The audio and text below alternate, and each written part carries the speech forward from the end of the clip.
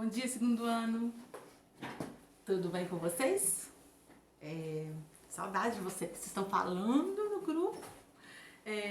Bem, hoje, na nossa segunda aula sobre Revolução Francesa, eu pretendo falar com vocês um pouquinho sobre como era a sociedade francesa na época, a primeira e a segunda fase da Revolução, tá?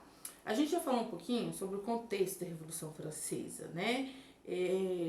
Do qual o iluminismo tem um papel muito importante e como que a França estava mergulhada no caos social, no caos político, no caos econômico, né? O que acontece? A sociedade francesa, ela é dita uma sociedade estamental. Imagina uma pirâmide social e essa pirâmide é dividida em 3 partes. No topo da pirâmide a gente tem o clero, né, representado pela igreja. E esse clero ele é dividido em alto clero e baixo clero. O alto clero ele compreende aí o chefe da igreja, né, no caso aí o Papa, os bispos, os cardeais, né? O baixo clero compreende os padres e outros membros religiosos, né? Depois do segundo estado vem a nobreza.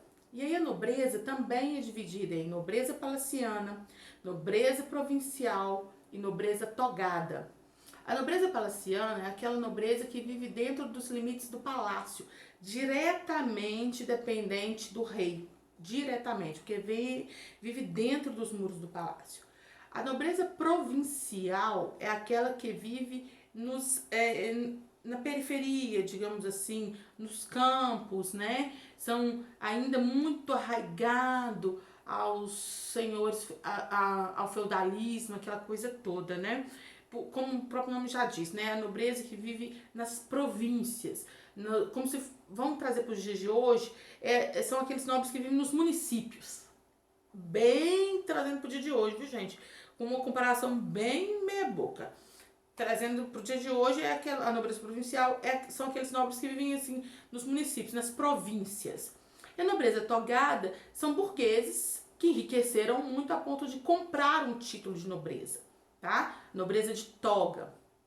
Primeiro e segundo estado não pagavam nenhum tipo de imposto. Ao contrário, eles eram sustentados por todos os impostos que, sobremaneira, recaíam sobre o terceiro estado. E o terceiro estado, que era assim a camada mais gorda dessa pirâmide, digamos assim, né, mais numerosa, ele também tinha suas subdivisões, né? Então nós tínhamos os alto-burgueses, que eram os trabalhadores, os ricos, né, os donos de bancos e os donos de comércios, os grandes proprietários. Nós tínhamos os baixos burgueses, que eram aquelas pessoas, muitas delas que trabalhavam para esses baixos, para esses alto-burgueses, e tínhamos os sans-culottes.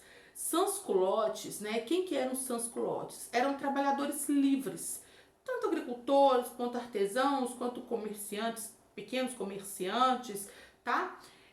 Os alto-burgueses, gente, se a gente trouxesse também, fazendo uma analogia para os dias de hoje, seriam os capitalistas, os grandes capitalistas, tá? Então nós tínhamos os alto-burgueses, os baixo-burgueses e os sans-culottes.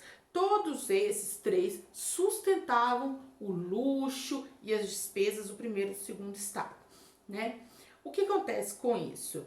A alta burguesia já estava cheia disso. Cheia disso por quê?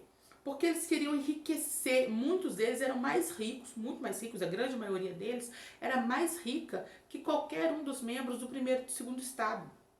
Vocês têm que lembrar que a igreja, no caso o clero, já havia sofrido um baque enorme por conta da reforma protestante. E a nobreza também sofreu um outro baque gigantesco, que foram as cruzadas, que não deram nenhum sucesso, né? Não tiveram sucesso. O que fez com que tanto o clero quanto a nobreza girassem em torno do rei novamente, né? Fortalecendo o absolutismo. Mas o rei agora, ele estava passando por uma situação muito difícil. O antigo regime em si estava sendo contestado por um movimento que vocês conhecem bem, chamado iluminismo, né? Então, consequentemente, todas essas camadas sociais que apoiavam e dependiam do rei estavam dentro deste grande aperto, passando também por este aperto. E aí, o que os alto-burgueses queriam? Eles queriam lucro, eles queriam ter liberdade de comercializar com quem eles quisessem, o que eles não tinham. E eles não queriam sustentar o primeiro e o segundo estado. Eles não queriam arcar com os custos da despesa do primeiro e do segundo estado. E é interessante a gente fazer uma analogia também com o fato de que quem eram os burgueses? Antes, se a gente pegar a Idade Média, o que era o burgo? O burgo era a região mais afastada do centro da cidade. Seria a periferia, né? O burguês era quem vivia no burgo. E no burgo viviam aí os donos de bancos, os grandes comerciantes, pessoas muito ricas, né? Hoje, com o tempo, a burguesia e o advento da Revolução Industrial, a burguesia foi se tornando aos poucos, consequentemente, com o advento da Revolução Industrial, também surgiu o capitalismo, a burguesia aos poucos vai se modelando nos capitalistas, né? Hoje, quem vive nas periferias são os marginalizados, a grande maioria, digamos assim, os mais pobres, que não podem viver nos grandes centros urbanos, né? Olha como que as palavras elas ganham um novo significado dentro do correr dos anos na história, né? Enfim, então havia uma queixa muito grande da alta burguesia com toda essa situação de descrédito, né? E de desfavorecimento que esse sistema estamental impunha, né? E atrelado a isso, a França também entrou em socorro aos Estados Unidos na Guerra de Independência contra a Inglaterra, onerando ainda mais os cofres públicos, né? Só que também a toda essa crise social, a essa crise política e econômica, a França vive uma das piores secas da época, né? Então as pessoas passam fome nesse período, o que gera também violência, principalmente junto às camadas mais pobres. Diante disso, o que o rei pensa? O rei pensa em cobrar impostos do clero da nobreza e chama representantes desses dois estados para que isso seja feito. Claro que eles negam, eles querem manter os seus privilégios. Aí Luís XVI, que era rei na época, ele pensa em convocar os Estados Gerais. Os Estados Gerais não eram convocados há muito tempo. E os Estados Gerais, eles eram uma assembleia composta por representantes dos 3 estados, né? E como que acontecia a votação dentro da Assembleia dos Estados Gerais? Era por estado. Primeiro e segundo estado, claro, votavam juntos, porque eles tinham os mesmos privilégios, né? E aí que se dá todo o problema e, digamos assim, é o que eu falo, que o tiro do rei saiu pela culatra, né? Por quê? Porque o rei pretendia aprovar que o primeiro e o segundo estado pagassem impostos, mesmo que fossem mínimos, junto à Assembleia dos Estados Gerais.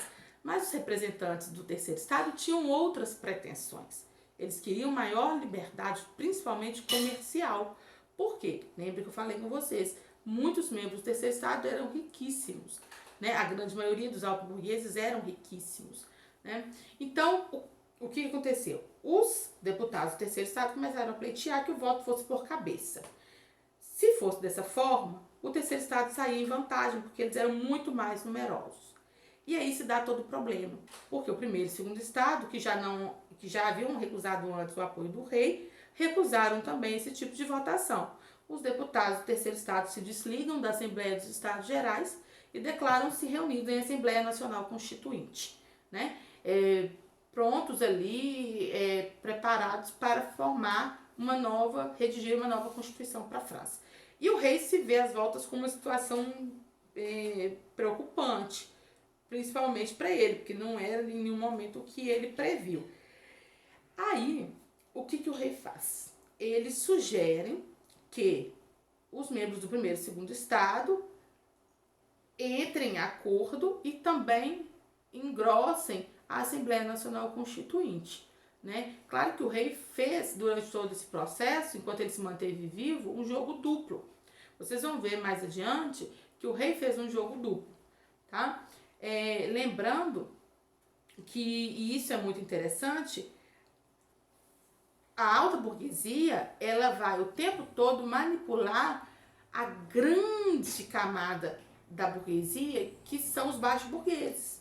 Eles vão o tempo todo, que quem vai para a rua, quem vai tomar a Bastilha, por exemplo, são os baixos burgueses, né? E em nenhum momento a alta burguesia queria que os baixos burgueses tivessem nenhum tipo, acesso de nenhum tipo aos privilégios que eles estavam requisitando para si, né? Mas era necessário que eles os manipulassem, tá? Então, o rei, né? Essa primeira fase da Revolução Francesa, a Assembleia Nacional Constituinte, e oficialmente a Revolução Francesa, ela tem início com a queda da Bastilha. E quem toma a Bastilha?